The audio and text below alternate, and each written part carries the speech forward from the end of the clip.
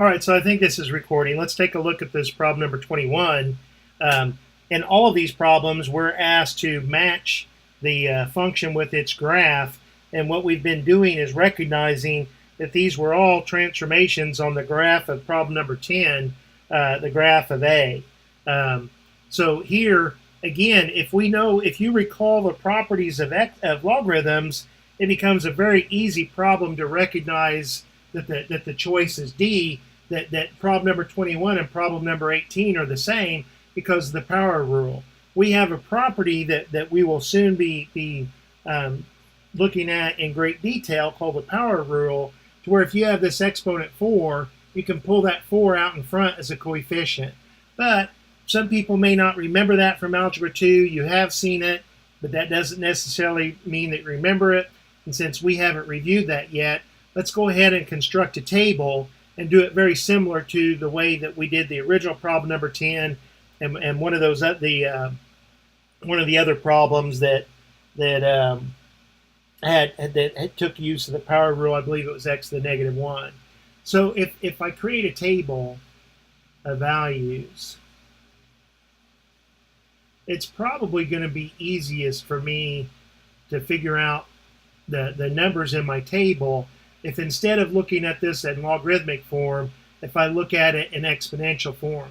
This base of 4 has an exponent of y, and that's equal to x to the 4th root. And so I'm going to plug in various values for y, and then take the 4th root of each side, and then the x will be the 4th root of 4 raised to the y power. So when y is -2, what do we have here? We have the 4th root of 4 to the -2 power is 1/16, but 16th can be written as 2 to the 4th.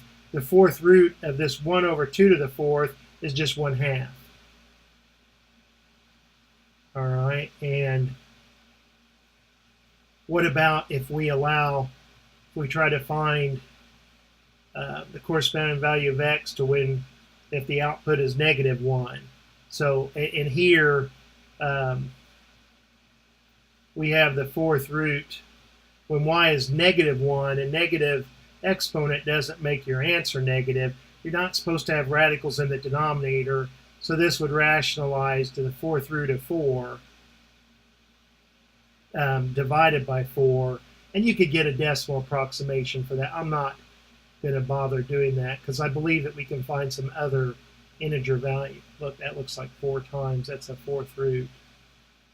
So this 4 is the 4th root of 4. Remember, that's 4 to the 1st power, so I can't simplify that. All divided by 4. What about when y is 0? 4 to the 0 is 1, and the 4th root of 1 is 1.